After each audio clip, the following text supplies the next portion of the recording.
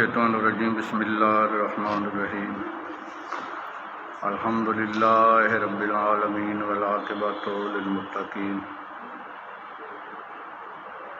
الصلاۃ والسلام علی رسولہ الکریم وآلہ الطیبین الطاہرین المعصومین اما بعد قال اللہ تعالی فی کتابہ بسم اللہ الرحمن الرحیم حامیم عین سین قاف کذالک یوحی الیک و الی الذین من قبلک اللہ العزیز الحکیم لہ ما فی السماوات و ما فی الارض وہو العلی العظیم تکاد السماوات یتفطرن من فوقہن والملائکۃ یسبحون بحمد ربہم ویستغفرون لمن فی الارض الا ان اللہ هو الغفور الرحیم۔ سورہ شورى پارہ نمبر 25 میں پہلی آیات تلاوت کی ہیں۔ حامیم عین سین قاف کذالک یوحی الیک و الی الذین من قبلک اللہ العزیز الحکیم۔ اس عزیز الحکیم اللہ نے جس طرح تجھ سے پہلے پیغمبروں پر وحی نازل کی تھی اسی طرح آپ پر بھی اللہ وحی نازل کرتا ہے۔ لہ ما فی السماوات و ما فی الارض، جو کچھ زمین و آسمان میں ہے سب کچھ اسی اللہ کے لیے ہے۔ وہو العلی العظیم تکاد السماوات یتفطرن من فوقہن، قریب ہے، نزدیک ہے کہ مشرکین کی ناجائز تہمتوں کی وجہ سے آسمان اوپر سے پھٹ جائے۔ والملائکۃ یسبحون بحمد ربہم، اور اللہ کے جو فرشتے ہیں اپنے رب کی حمد کے ساتھ تسبیح کرتے ہیں۔ وَيَسْتَغْفِرُونَ لِمَنْ فِي الْأَرْضِ، اور جو بھی زمین میں ہے اس کے لیے فرشتے استغفار کرتے ہیں۔ الا ان اللہ هو الغفور الرحیم، آگاہ رہو یقیناً اللہ غفور الرحیم ہے۔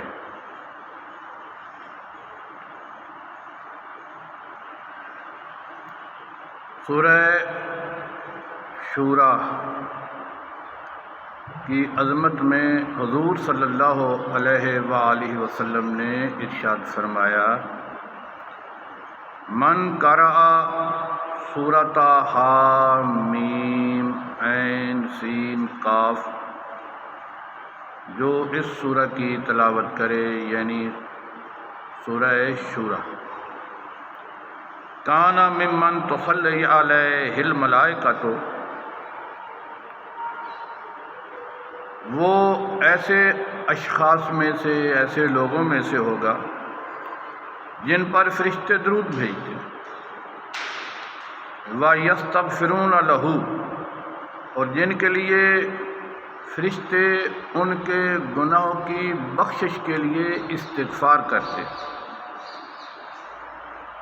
وَيَسْتَرْحِمُونَ، اور فرشتے ان کے لیے اللہ کی رحمت طلب کرتے۔ جو شخص سورہ شورى کی تلاوت کرے فرشتے ان پر درود بھیجتے ہیں، ان کے گناہوں کی بخشش کے لیے استغفار کرتے ہیں اور ان کے لیے اللہ کی رحمت طلب کرتے ہیں۔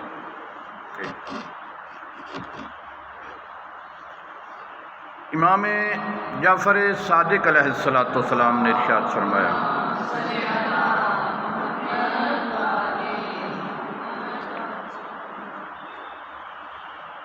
جو شخص سورہ شورا کی، یہ 25ویں سپارے میں، جو شخص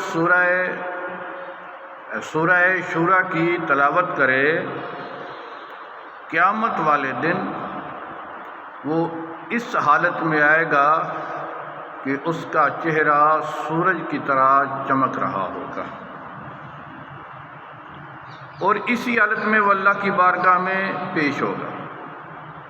اللہ فرمائے گا، اے میرے بندے، تو تسلسل کے ساتھ سورہ شورا کی تلاوت کرتا تھا، لیکن تجھے یہ معلوم نہیں تھا، تو بے خبر تھا کہ سورہ شورا کی تلاوت کرنے کا ثواب کتنا ہے۔ اگر تجھے یہ خبر ہوتی اور تجھے یہ علم ہوتا کہ سورہ شورا کی تلاوت کرنے کا ثواب کتنا ہے، تو تلاوت کرتے کرتے کبھی بھی تھکاوٹ کا شکار نہ ہوتا۔ لیکن میں تجھے سورہ شورا کی تلاوت کرنے کا وہی اجر دوں گا، اور ساتھ ہی حکم ہوگا، اے اسے بہشت کی خصوصی نعمتوں میں لے جاؤ، اس کو وہ نعمتیں عطا کرو جو ہر شخص کو عطا نہیں ہیں، وہ خصوصی نعمتیں ہیں، وہ خصوصی لطف و کرم ہے جو اس شخص کو ملے گا جو سورہ شورا کی تسلسل کے ساتھ تلاوت کرتا ہے۔ سورہ شورا کی پہلی آیات میں وحی کا تذکرہ ایک ہوا، اور پھر وہ مشرکین حضور صلی اللہ علیہ وآلہ وسلم پہ جو الزامات لگاتے تھے، تہمتیں لگاتے تھے، وہ اتنا بڑا جرم ہے، اتنا بڑا جرم ہے، اللہ نے بتایا کہ اس کے بدلے میں قریب تھا کہ آسمان ان کے اوپر سے پھٹ جائے۔ لیکن اللہ کے فرشتے جو ہیں وہ ایک معصوم مخلوق ہیں، گناہوں سے پاک ہیں، وہ یسبحون بحمد ربہم، وہ اپنے رب کی حمد کے ساتھ تسبیح کرتے ہیں،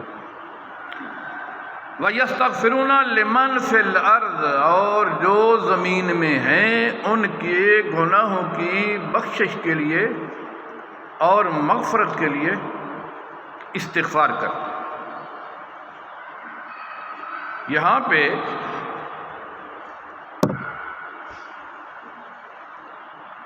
اللہ نے عمومی طور پر، مطلق طور پر کرتے ہیں اس کو، کہ فرمایا کہ جو بھی زمین میں ہے اس کے لیے یہ فرشتے استغفار کرتے ہیں، لمن فی الارض، جو زمین میں ہے۔ تو کیا اس سے مراد یہ لیا جائے کہ مومنوں کی بخشش کی بھی استغفار کرتے ہیں اور کافروں مشرکوں کی بخشش کی بھی استغفار کرتے ہیں؟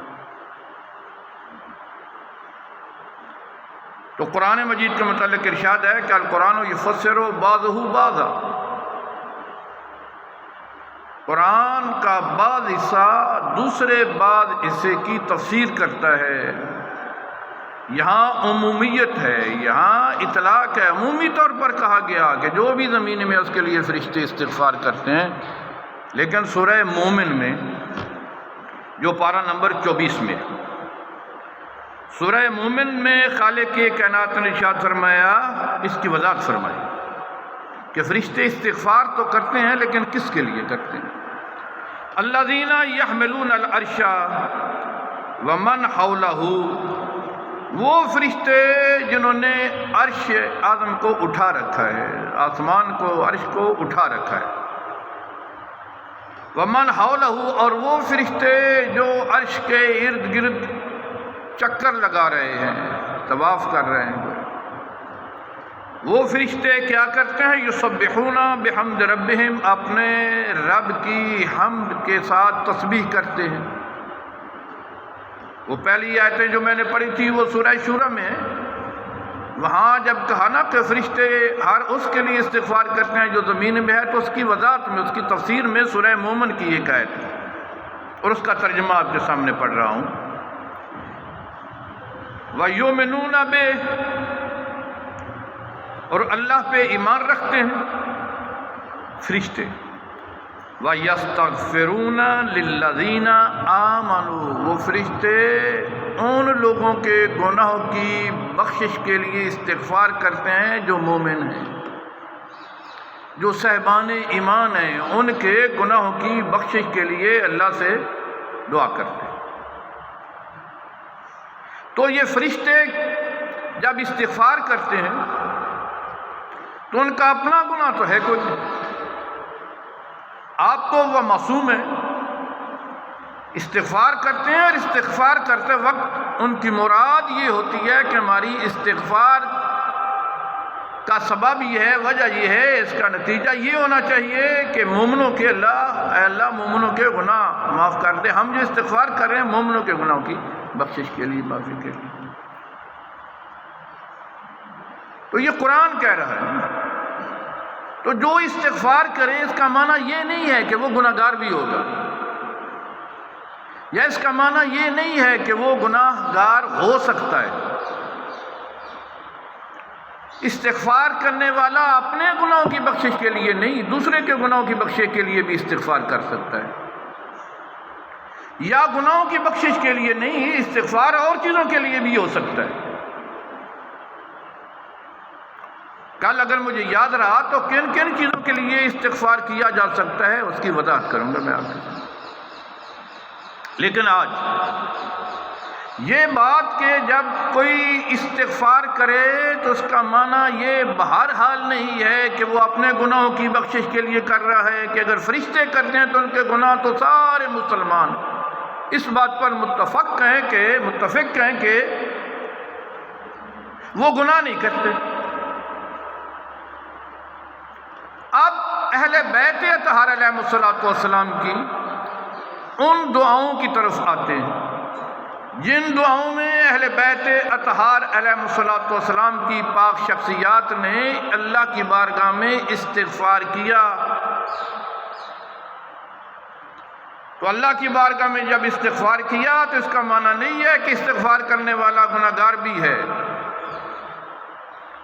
اللہ کی بارگاہ میں اگر معصوم استغفار کرے تو وہ اپنے گناہوں کی بخشش کے لیے نہیں کرتا، اپنے گناہوں کی معافی کے لیے نہیں کرتا، بلکہ وہ دوسروں کی گناہوں کی مغفرت کے لیے، معافی کے لیے استغفار کرتا ہے، یا کچھ دوسرے امور بھی ہیں، کل وضاحت کریں گے۔ لیکن آج تھوڑا سا موضوع استغفار کی طرف دوسری جہت میں کیا کہ کس کے گناہوں کی بخشش کے لیے استغفار کرتے ہیں؟ للذین آمنوا، وہ جو صاحبان ایمان ہیں۔ تو صاحبان ایمان کے لیے فرشتے 4 دعائیں کرتے ہیں۔ 4 دعائیں ہیں قرآن مجید سورہ شورى میں کہ فرشتے دعا کرتے ہیں کس طرح کی۔ سورہ مومن پہلی دعا یستغفرون للذین آمنوا، وہ استغفار کرتے ہیں جو صاحبان ایمان ہیں ان کے گناہوں کی بخشش کے لیے ایک۔ پھر کیا کرتے ہیں؟ واقہم عذاب الجحیم، دوسری دعا کرتے ہیں اے اللہ ان کو جہنم کے عذاب سے محفوظ رکھ۔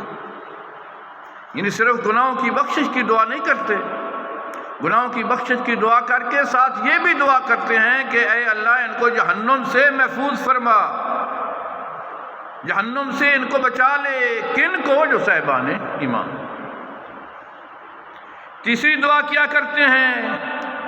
گناہوں کی معافی کی دعا کرتے ہیں۔ پھر دوسری دعا کرتے ہیں کہ ان کو جہنم سے محفوظ فرمانا، اور تیسری دعا کرتے ہیں اے اللہ ان کو جنت میں جگہ دینا۔ نہ صرف یہ کہ ان کو جنت میں جگہ دینا، یعنی مومن کی شان اور عظمت کیا ہے، نہ صرف یہ کہ اس مومن کو جنت میں جگہ دینا، بلکہ اس کے عزیز و اقارب جو ہیں ان کو بھی جنت میں جگہ دینا۔ قرآن مجید کی آیت بالکل اسی اسی طرح کہہ رہی ہے سورہ مومن، کیا؟ ربنا وادخلہم جنات عدن التی وعدتہم، اے اللہ ان مومنوں کو اس جنت میں جگہ عطا فرما جس جنت کا تو نے ان سے وعدہ کیا۔ ومن صلح من آبائہم، ان کے آباء و اجداد میں سے بھی جو لوگ نیک، جو لوگ صالح ہیں، صالح کا مطلب ہے ایمان میں، کافروں کے لیے، مشرک اگر آباء و اجداد ہیں تو ان کے لیے نہیں، اگر وہ دائرہ اسلام میں ہے تو۔ ومن صلح من آبائہم، یعنی مومن کی شان یہ ہے کہ اس مومن کی وجہ سے اس کے آباء و اجداد کی بخشش کے لیے، جنت کے لیے فرشتے دعا کرتے ہیں۔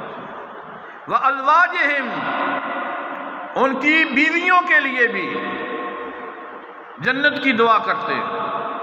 وذریاتہم، ان کی اولاد کے لیے بھی جنت کی دعا کرتے ہیں۔ کن کے آباء و اجداد، کن کی ازواج، کن کی آل اولاد و ذریت؟ للذین آمنوا، وہ جو صاحبان ایمان۔ چوتھی دعا، تین دعائیں میں نے گزارش کی کہ فرشتے مومن کے لیے 4 دعائیں کرتے ہیں۔ پہلی دعا ان کے گناہوں کی استغفار، بخشش کے لیے، گناہوں کی معافی کے لیے۔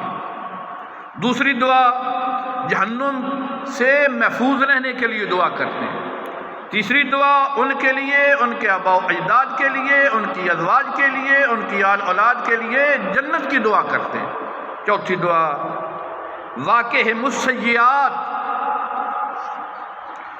اور اے اللہ ان کو برائیوں، ان کو آزمائشوں سے بھی ان کو اپنی امان اور حفاظت عطا فرمانا، اور ان کی حفاظت فرمانا، ان کو بچا کے رکھنا۔ یہ سیئات کیا ہے؟ یہاں سے یہ واقعہم السیئات سے مراد قیامت والے دن، جہنم کے عذاب نہیں، جہنم کے عذاب سے نجات کے لیے پہلے فرشتے دعا کر چکے ہیں کہ ان کو جہنم کی دوسری دعا جو ہے وہ جہنم سے ان کو محفوظ رکھنا، واقعہم السیئات، اور دوسری آزمائشوں اور برائیوں سے بھی ان کو محفوظ رکھنا۔ اس سے مراد جہنم سے پہلے عرصہ معاشر میں، قیامت والے دن محشر کا میدان جب لگ جائے گا تو وہاں جو سختیاں ہیں، ان سختیوں سے بھی ان کو محفوظ رکھنا۔ وہاں کیا سختیاں ہو سکتی ہیں؟ لوگوں کے سامنے امتحان ہوگا، لوگوں کے سامنے موجود ہے بندہ اور اس کے گناہ گن کر بتائے جا رہے ہیں، لوگ دیکھ رہے ہیں، یہ لوگوں کے سامنے ذل و رسوا ہو رہا ہے۔ اے اللہ ان کو محشر والے دن، قیامت والے دن لوگوں کے سامنے شرمندگی سے محفوظ رکھنا۔ حساب و کتاب، میزان اور حساب کا جو وقت آئے گا، ایک ایک سانس، ایک ایک رکنا، ایک ایک قدم پہ رک کے آپ کے حساب ہوگا۔ حساب و کتاب والی منزل بڑی مشکل ہے۔ اس مشکل وقت میں بھی ان کو اپنی امان اور حفاظت فرمانا، اس کو الذین آمنوا، جو صاحبان ایمان، جو صاحبان ایمان ہیں ان کے لیے فرشتے یہ دعائیں کرتے ہیں۔ اب حدیث قصہ کی طرف چلتے ہیں۔ یہ جو صاحبان ایمان ہیں، مومن ہونا بہت بڑی عظمت ہے جن کے لیے فرشتے دعائیں کرتے ہیں۔ تو حدیث قصہ کما هو المنقول، جس طرح کے جو الفاظ حدیث قصہ میں درج ہیں میں وہ الفاظ آپ تک دہرا رہا ہوں۔ شہرت کی بنیاد پر بالکل وہی الفاظ دہرا رہا ہوں جو راوی نے یا کتاب والے نے لکھے۔ کیا مومن کی شان یہ ہے، کیا دنیا میں رسول خدا صلی اللہ علیہ وآلہ وسلم نے فرمایا کما هو المنقول فی الحدیث القصہ۔ میں پورے الفاظ کی ذمہ داری نہیں لیتا کیونکہ روزے میں ہے، لیکن حدیث قصہ میں جو واقعہ ہے وہ ٹھیک ہے، الفاظ آگے پیچھے ہوں تو اس کی نہیں۔ یہ جو الفاظ حدیث قصہ والے نقل کیے وہ میں اب تک نقل کر رہا ہوں۔ کیا حدیث قصہ والے نے لکھا کہ رسول خدا صلی اللہ علیہ وآلہ وسلم نے فرمایا کہ جب دنیا میں کوئی محفل سجتی ہے وفیہم من شیعتنا و محبینا، اس محفل میں ہمارے شیعہ اور ہمارے محبین بیٹھے ہوئے ہوتے ہیں، اس طرح کے ابھی محفل لگی فی جمع من شیعتنا و محبینا الا ونازلت علیہم الرحمہ، وہ بیٹھے ہوئے ہیں، ہمارے شیعہ بیٹھے ہوئے ہیں، ہمارے ساتھ محبت کرنے ہوئے بیٹھے ہوئے ہیں، جتنی دیر تک بیٹھے ہوئے ہیں اتنی دیر تک اللہ کی رحمت ان پر نازل ہے۔ نازلت علیہم الرحمہ حفت بہم الملائکہ، اللہ کے فرشتے ان کی حفاظت کے لیے ان کے ارد گرد گھیرا ڈال لیتے ہیں۔ واستغفرت لہم الی ان یتفرقوا، اور یہ جو فرشتے ہیں اتنی دیر تک ان کے گناہوں کی بخشش کے لیے استغفار کرتے رہتے ہیں جتنی دیر تک وہ اس محفل میں موجود ہیں۔ تو شرط یہ ہے کہ مومن ہونا چاہیے بندہ۔ وفی محموما الا وفرج اللہ ہمہ، پھر ارشاد فرمایا، نقل الفاظ کر رہا ہوں، پھر ارشاد فرمایا کیا؟ اگر اس محفل میں جس طرح آپ بیٹھے ہیں، اس محفل پہ کیا ہے؟ اللہ کی رحمت نازل ہوتی ہے، فرشتے حفاظت کے لیے گھیرا ڈال لیتے ہیں، اتنی دیر تک جتنی دیر تک آپ بیٹھے ہیں اتنی دیر تک فرشتے گناہوں کی بخشش کے لیے استغفار کرتے رہتے ہیں۔ اور کیا ہوتا ہے؟ اور ہوتا ہے کہ وفی محمومن، وہ مومن اور شیعہ جو اکٹھے مل کر بیٹھے ہوئے ہیں، ان میں سے اگر کوئی پریشان حال ہے وفرج اللہ ہمہ، اللہ اس کی پریشانی دور فرماتا ہے۔ ولا مغموم الا وکشف اللہ غمہ، اور جو وہ بیٹھے ہوئے ہیں اکٹھے شیعہ اور محبان اہل بیت، نہیں ہو سکتا ایسا کہ ان میں سے کوئی غمگین ہو اور اللہ اس کا غم دور نہ کرے۔ اللہ ان کے غم دور، کوئی غمگین ہے تو اللہ اس کے غم دور کر دے گا، پریشان ہے تو اس کی پریشانی اللہ دور کر دیتا ہے۔ ولا طالب حاجت، ایسا نہیں ہو سکتا کہ کوئی حاجت والا بھی بیٹھا ہوا ہو، دل میں اس کے کوئی دعا ہو، کوئی حاجت ہو، آج اللہ میری یہ حاجت پوری کر دے، تو ایسا نہیں ہو سکتا کہ وہ حاجت والا حاجت دل میں لے کر بیٹھا ہوا ہو وقضى اللہ حاجتہ، اور اللہ اس کی حاجت پوری نہ کرے۔ جو حاجت لے کر بیٹھا ہے اس کی حاجت اللہ پوری کر دے۔ اللہ کی طرف سے تین چیزیں تو اس محفل میں موجود ہے، محفل تو ہوتی ہیں کہ اللہ کی رحمت نازل ہوتی ہے، فرشتے حفاظت کے لیے ارد گرد ہو جاتے ہیں اور اتنی دیر تک استغفار کرتے ہیں جتنی دیر تک محفل ہے۔ اور محفل میں جو بیٹھے ہوئے ہیں اگر کوئی غمگین ہے، اگر کوئی پریشان ہے تو اس کی پریشانی اللہ دور کر دیتا ہے، اگر وہ غمزدہ ہے تو اللہ اس کا غم دور کر دیتا ہے، اگر اس کے دل میں کوئی حاجت ہے تو اللہ اس کی حاجت پوری کر دیتا ہے۔ خالق کائنات محمد و اہل بیت محمد علیہ الصلوۃ والسلام ہماری آج کی اس محفل کو، درس اخلاق کو اللہ اپنی بارگاہ میں منظور اور قبول فرمائے۔ اللہم صلی علی محمد و آل محمد، اللہم صلی علی محمد و آل محمد، اللہم صلی علی محمد و آل محمد، یا محمود محمد، یا علی بحق علی، یا فاطر و بحق فاطمہ الزہرا سلام اللہ علیہا، یا محسن و بحق الحسن، یا قدیم الحسان بحق حسین علیہ